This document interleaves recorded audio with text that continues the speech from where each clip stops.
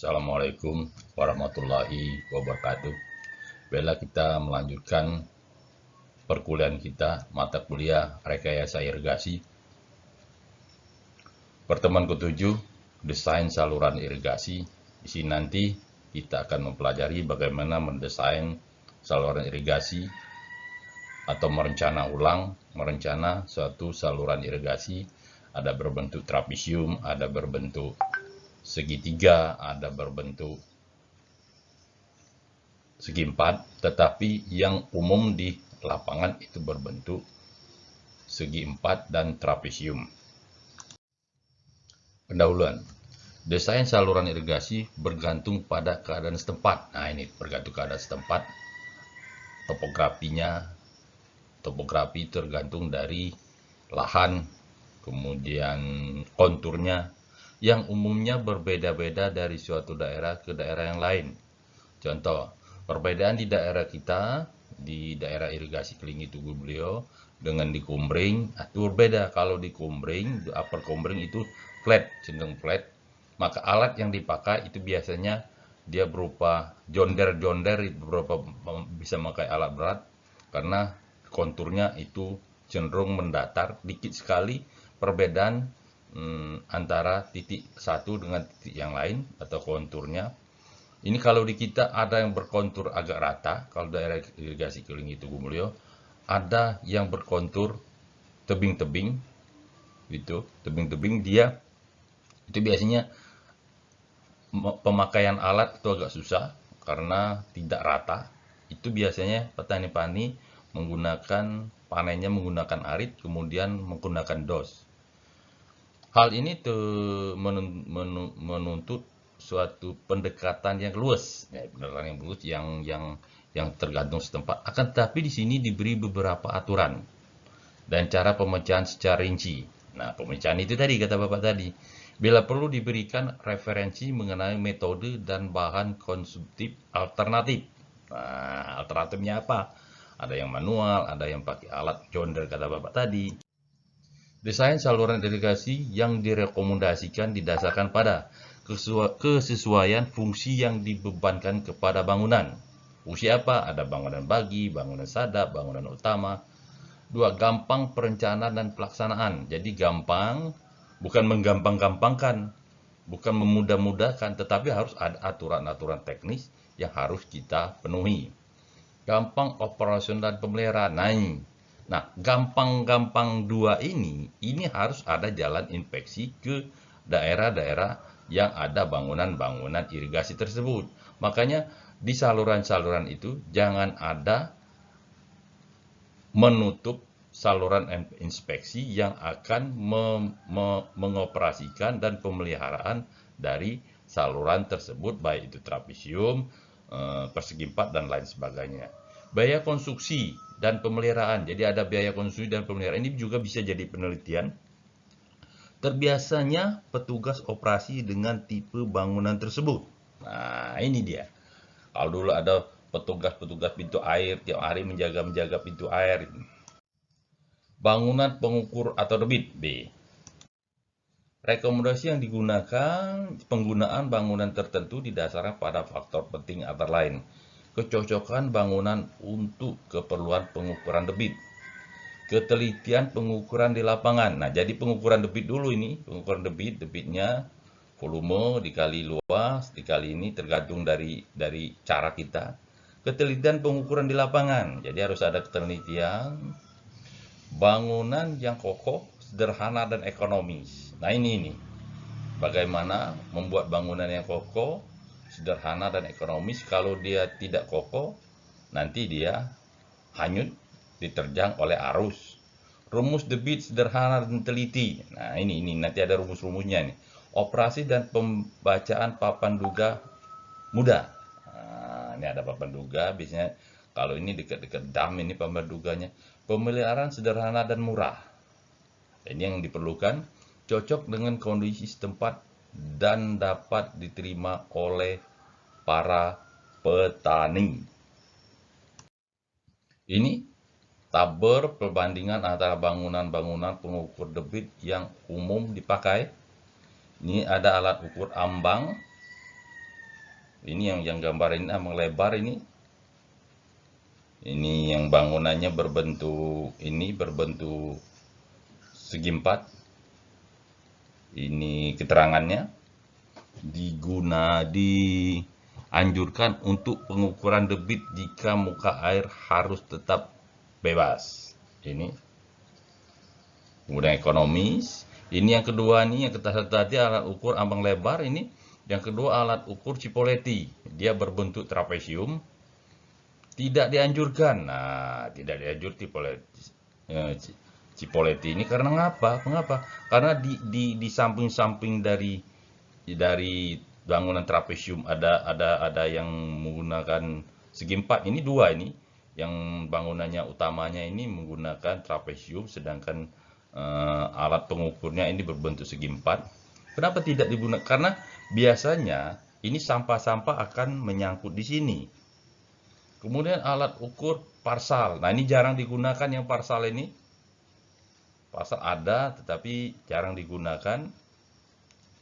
Ini rumusnya 0,5. Kemampuan melewati benda hanyut. Nah, bisa melewati benda hanyut. Kalau yang ini tidak, yang atas tadi. Kita lanjutkan. Nah, ini alat ukur Romin. Nah, ini jarang juga digunakan. Jumlah bacaan papan duga pada aliran modular. Kemudian, nah ini rumus-rumusnya bisa diperhatikan nanti. Ada 2,6. Kemudian selanjutnya alat ukur Krum de Guder. Nah, ini juga jarang digunakan ini. Biaya pembuatan relatif tergantung ini, tapi agak mahal ini. Ini baik sekali. Kemudian orient de tinggi energi.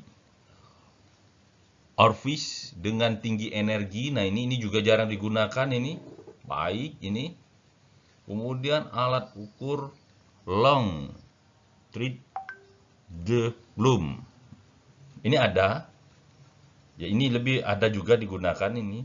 Ada beberapa digunakan. Ini juga ini biasanya sampah-sampah, akan sampah-sampah yang besar ini bisa nyangkut di sini, itu kelemahannya.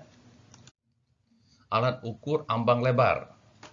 Nanti kita pelajari mulai dari bentuk alat ukur, berbentuk apa alat ukur itu, perencanaan hidrolisnya, ini ada rumus-rumus, pelum datar, rata, batas modular, besar debit, ini besaran debit, papan duga yang nomor 6, nomor 7 tabel debit, itu tabel debit, nanti kita berikan contohnya. Karakteristik alat ukur ambang lebar.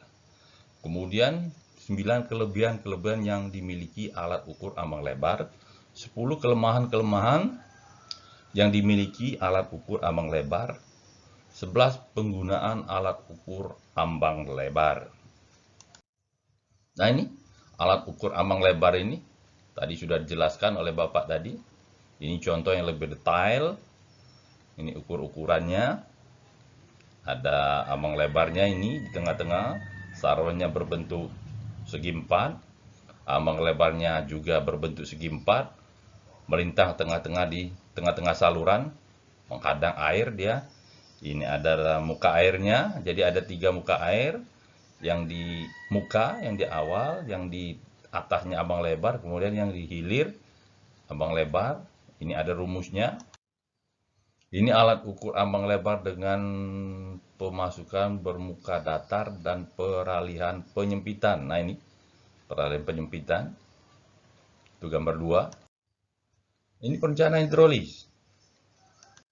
Nah, ini persamaan debit untuk alat ukur ambang lebar dengan bagian pengontrol segi 4 adalah sebagai berikut. Q sama dengan CD dikali CF 2/3 akar 2/3 G BC gravitasi BC H pangkat 1,50, di mana Q itu debit, satuannya meter pangkat 3 per detik. Nah, ini satuan ini harus Anda hafal. Biasanya dalam ujian ini biasanya mahasiswa akan grogi, tidak tahu satuan-satuannya. CD koefisien debit. Nah, nanti kita pelajari koefisien debitnya.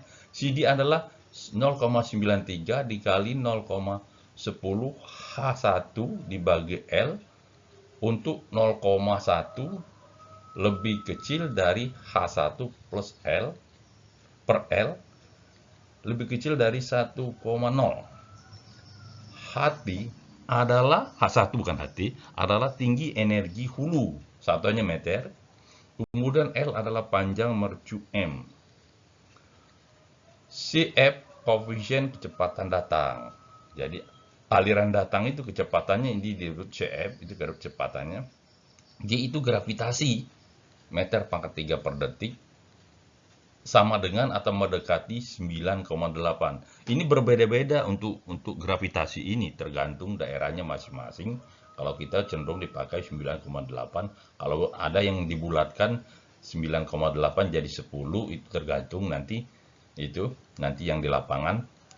BC lebar mercu M. HF kedalaman air hulu terhadap ambang bangunan ukur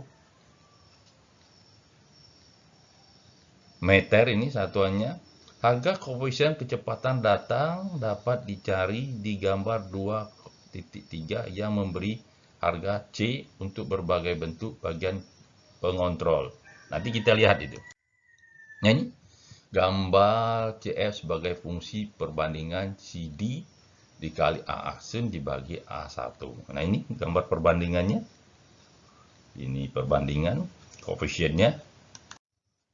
Persamaan debit untuk alat ukur ambang lebar bentuk trapesium. Nah, ini yang bentuk trapesium.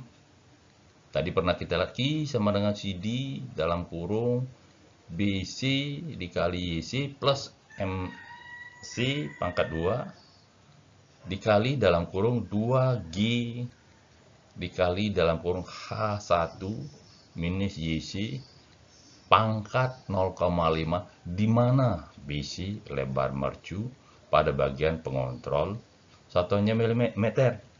Kemudian YC kedalaman air pada bagian pengontrol, satuannya meter. M kemiringan samping ya pada bagian pengontrol. Perbandingan 1 berbanding meter.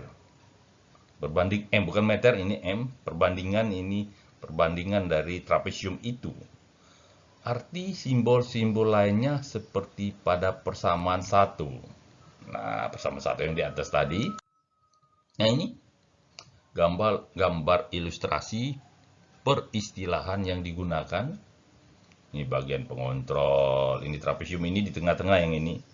Yang sebelah kanan ini, di atas gambar Bapak ini, yang atasnya trapesium, yang bawahnya itu yang atas itu segi 4, yang bawahnya trapesium. Nah, ini bagian pengontrolnya. Plum datar rata. Persamaan untuk alat ukur ambang lebar yang dipakai merencanakan plum lebar panjang, leher panjang bangunan dengan tinggi ambang 0. Dalam hal ini panjang peralihan serta panjang ambang diwujudkan ke dalam dimensi kontraksi. Plum dan alat ukur pada gambar 5 adalah bangunan-bangunan air serupa dengan kemampuan ukur yang sama. Nah, ini gambar 5 kata Bapak tadi. Dimensi plum dan alat ukur. Ini tampak atasnya.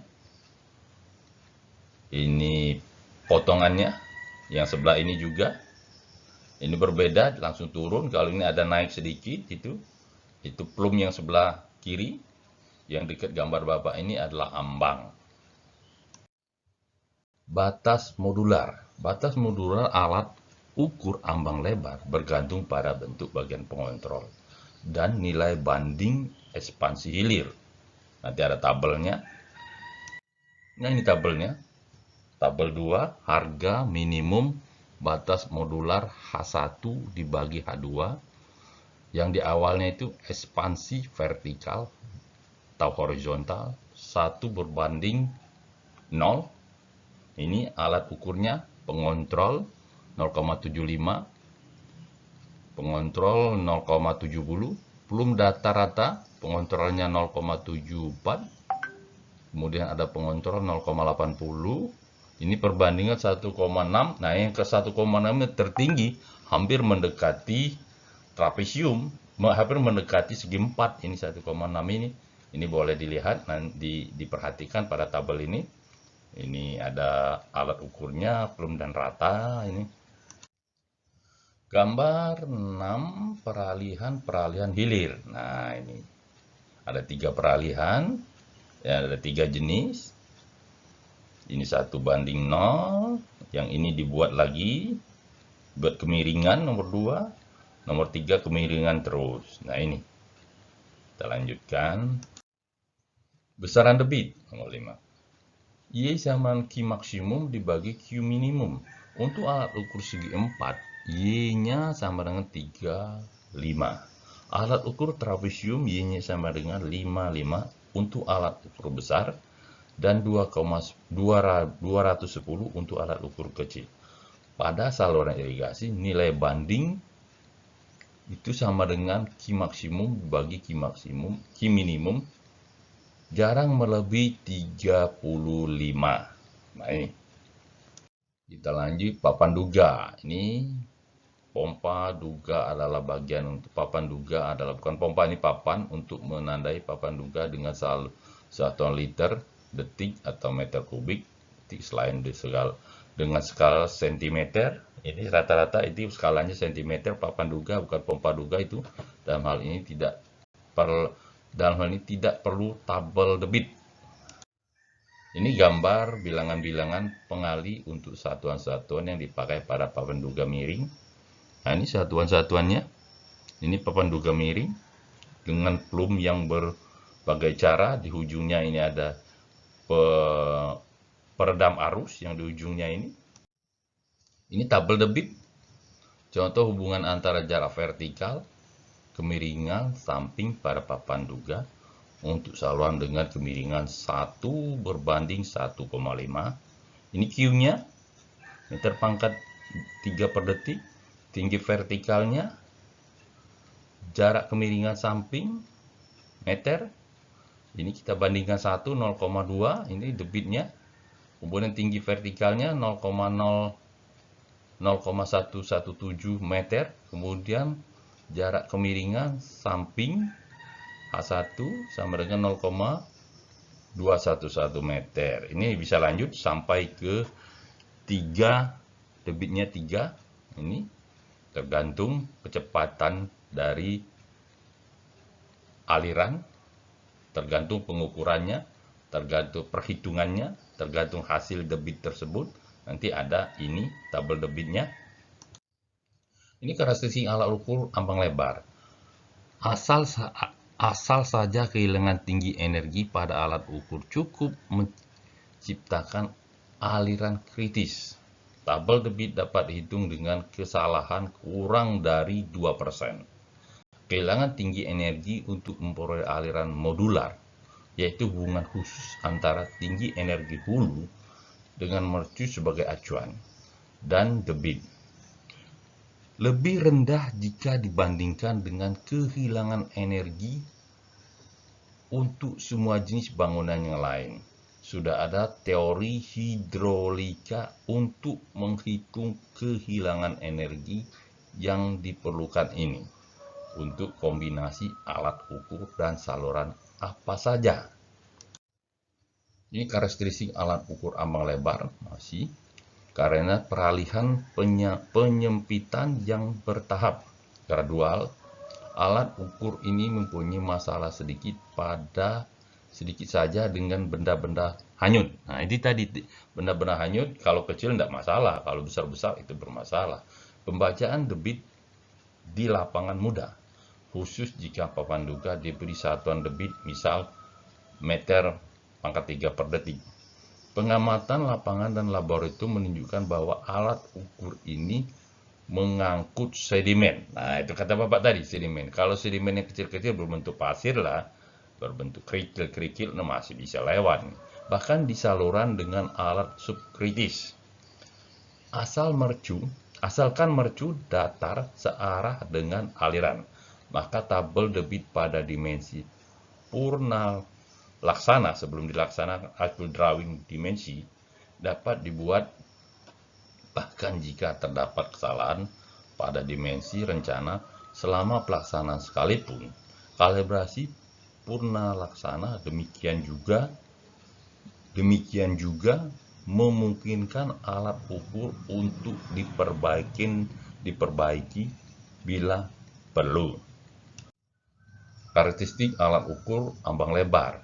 Masih tadi, bangunan kuat, tidak mudah rusak, di bawah kondisi hidrolis dan batas yang serupa. Ini adalah yang paling ekonomis dari semua jenis bangunan lainnya untuk pengukuran debit secara tepat. Alat ukur ini hanya dapat digunakan untuk area yang tidak tenggelam. Kelebihan-kelebihan yang dimiliki alat ukur ambang lebar: bentuk hidrolis luas dan sederhana, konstruksi kuat, sederhana dan tidak mahal. Benda-benda hanyut bisa dilewati dengan mudah, eksploitasi mudah. Kelebihan-kelebihan yang dimiliki alat ukur ambang lebar: bangunan ini hanya dapat dipakai sebagai bangunan pengukur saja, hanya untuk aliran yang tidak tenggelam. 11. Penggunaan alat ukur ambang lebar. Alat ukur ambang lebar dan plum leher panjang adalah bangunan-bangunan pengukur debit yang dipakai di saluran di mana kehilangan energi merupakan hal pokok yang menjadi bahan pertimbangan. Bangunan ini biasanya ditempatkan di bawah saluran primer pada titik cabang saluran besar dan tepat di titik pintu sorong pada titik masuk petak tersier. Orifice contains head. Nah, ini gambar alat ukur orifice contains head. Ini tampak atasnya atau dena, yang ini potongannya ini jarang dipakai, ini terlalu rumit biasanya. Dari pondasi dia ada trapesium terbalik, kemudian ada segi empatnya lagi, ini jarang digunakan.